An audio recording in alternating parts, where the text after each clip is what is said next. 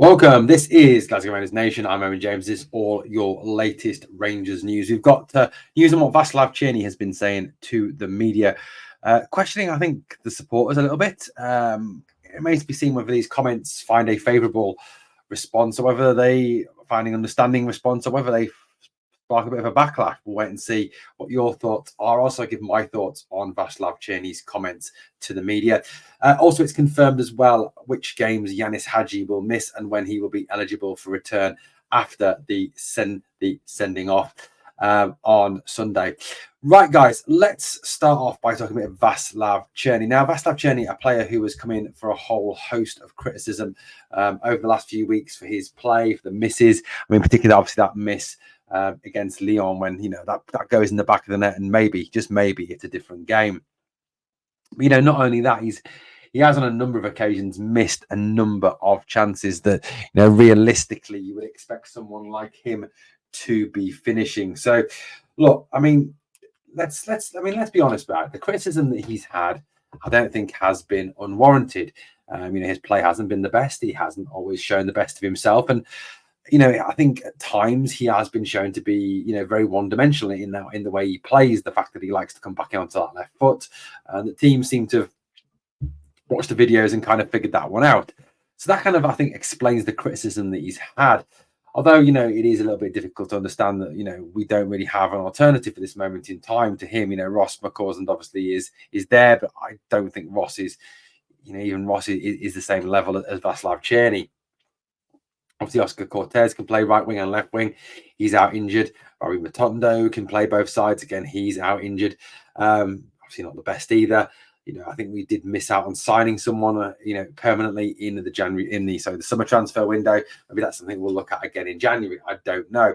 Obviously, Cerny is only on loan as well from Wolfsburg, so it's not a permanent thing. it could be a case of, yes, we sign him, but I think, it could cost a substantial amount of money still, even though his performances have been far from impressive. So this is what Vaclav Cerny had to say when he spoke to the media.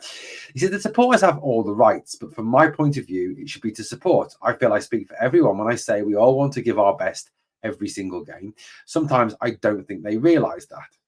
It's been tough for someone like me who is always willing to give my all, and sometimes I show it too much. I made a bad reaction, but it was because I want to help the team as much as I can. That's just me. I want to do the best every time. Once you guys get to know me a bit better, you will see that. I always demand the best from me, and the two chances I've missed were big ones. I know that, but it's in the past. Right, let's break this comment down. Let's break this quote down from Vaclav Cerny. Obviously, guys, I'd love to know your thoughts. What are your initial thoughts? Once you obviously give a bit of a read, bit of a think, what are your secondary thoughts? What are you thinking around these comments that Vaclav Cerny, has made? He says obviously the supporters have all the rights. Well, I think part of that is a breakdown in Pat's translation. I think he means the supporters have every right to criticise, which is true. Supporters do have every right to criticise.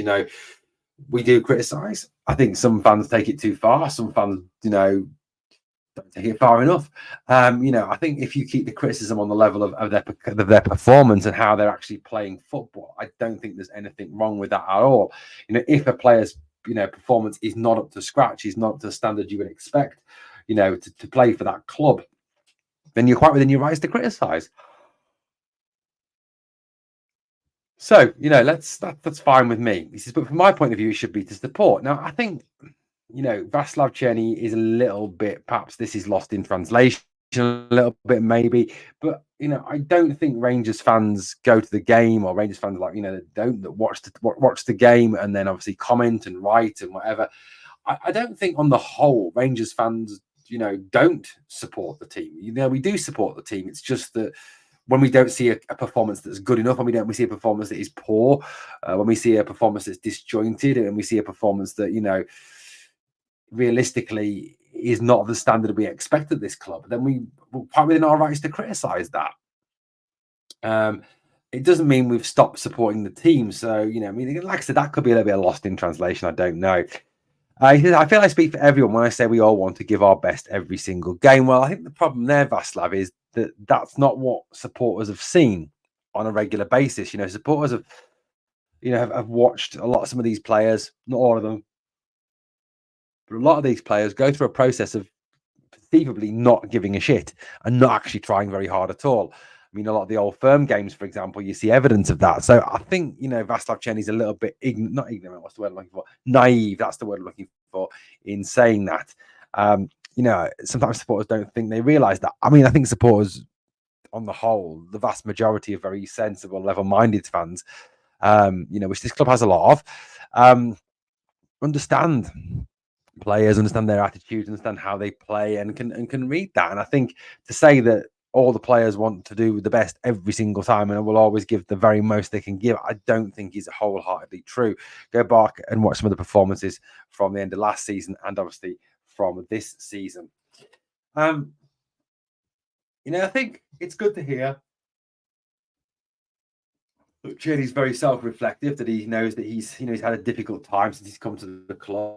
And he admits that the reaction, obviously, against Hibs was a bad one, and that's fine. That's fair enough. Look, I think Cerny obviously made a very good start to turning it round with those two goals. Against those two goals that he scored against St Johnstone. So, I think he's made a start there, but there's still an awful long way to go. And I think some fans, I think, were guilty of this. When he first came to the club, he's the Czech Robin, and then it all went wrong, and he's shit, he's rubbish, get rid of him. Then he obviously scores 2 goals on Sunday, and suddenly he's the greatest thing since sliced bread again. I think the truth probably, doesn't lie in any of those statements. He's not the Czech Robin. Iron Robin was an absolutely outstanding footballer. I was guilty of anyone of saying things like that. Mine was slightly tongue in cheek. He clearly has a lot to learn. Part of it might be adapting to a different form of football. Obviously, he's never played in Britain before, and British football, as we know, is very different to any other brand. So it could be that there's an element of that in Cerny. Now, I think also, maybe how he's used tactically by the manager, what the manager asks him to do as well, may also be an issue too.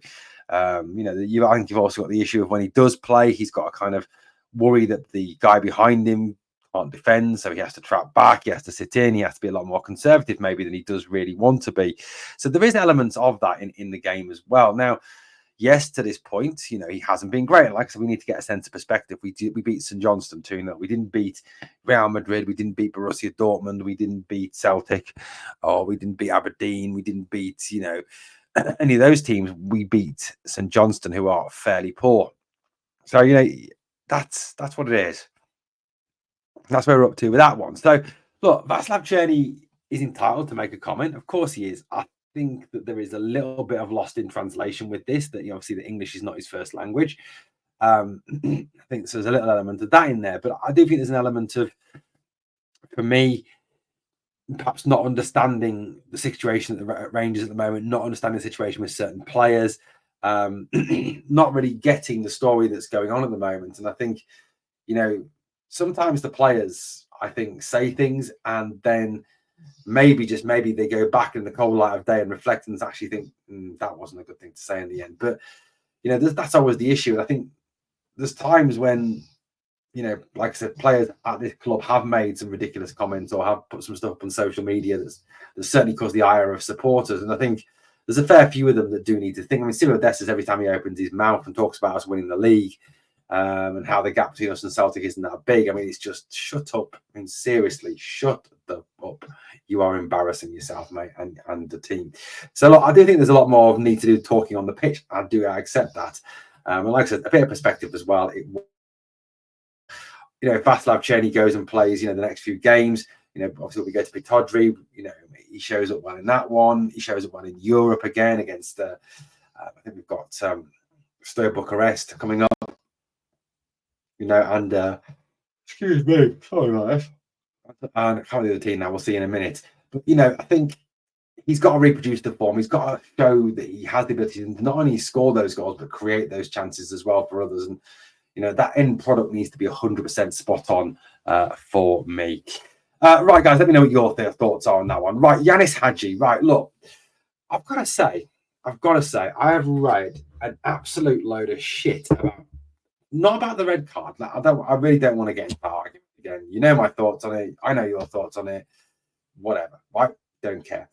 For me, you understand what I think it was. You know what? I don't really care.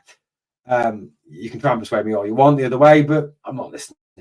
But right, so Yanis Hagi, right now, I've read an awful lot of shit written about him, calling him pathetic, calling his tackle.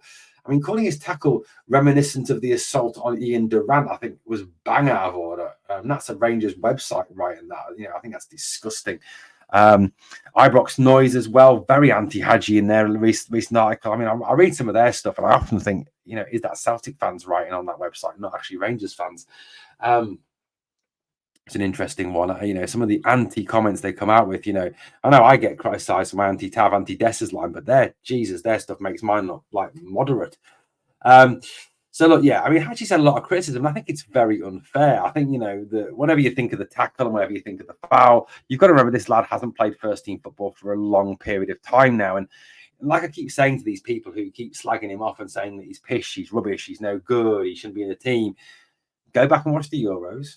Go back and watch the last full season when he was fit, and then tell me he's rubbish. Because I'll tell you something: if you've got a football brain and you understand the game of football, and you watch the Euros again in playing for Romania, you watch his last full season for the club, you cannot say that this lad is rubbish. You genuinely cannot. And I think if you do, you've got a bit of a lack of understanding of the beautiful game. Now, Hagi obviously was sent off on Sunday, which was very unfortunate. It was great the reception he got, the assist for the Cerny goal. The second one was brilliant. The quick pass to unlock the defence. That's what Hagi's got on his locker. And I think Hagi, Bayrami, and Cerny can perform a very lethal trio behind any striker for Rangers the rest of this season. Obviously, Oscar Cortez coming back in as well would obviously help too. Now, what games will Yanis Hagi miss? Now, according to reports, he will miss, of course, the Steaua Bucharest game, which we should be absolutely gutted about because, of course, he's not in the European squad. But he will miss the Kilmarnock away game at Rugby Park, which is a shame. We could do with the talented player, with that away trip to Kilmarnock, especially as they've got back to winning ways last weekend. And then he will miss the home game against St Mirren on the 27th. The first game he will be available for is that massive trip to Pittodrie, which could realistically be against an unbeaten team.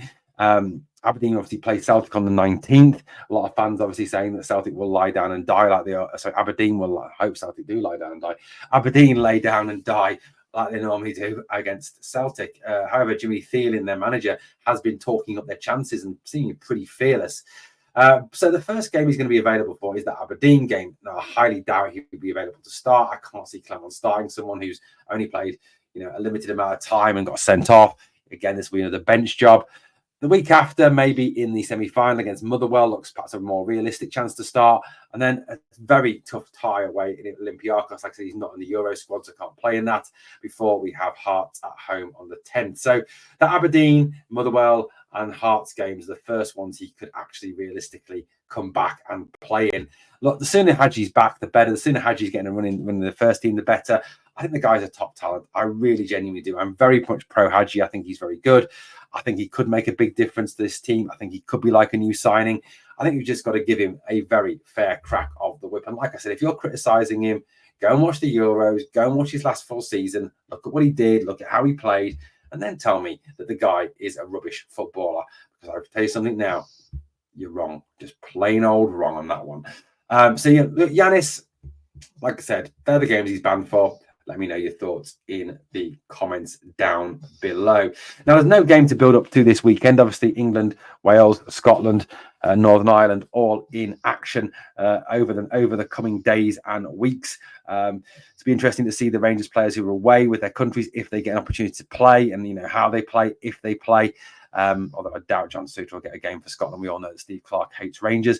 So, look, I mean, we will try and obviously keep all over that. We will talk about any Rangers players that play, how they play, in any games that they take part in for their countries. And I think the biggest point from everybody is that, if there are players away, obviously with the under-21s, players away with Scotland, players away, with the Czech Republic, with Romania, and so on and so forth. I think the biggest test obviously has to be, can these players come back fit, ready and raring to go when the season gets back underway? Right, guys, let me know your thoughts on what you've seen this morning, this afternoon, or this evening. Please smash the like, helps obviously grow the video. Guys, come on, I really need you to smash those likes for me. Get this video growing. Drop me comments. Again, that helps get the video growing. And remember always, never forget, please never forget, we are the people.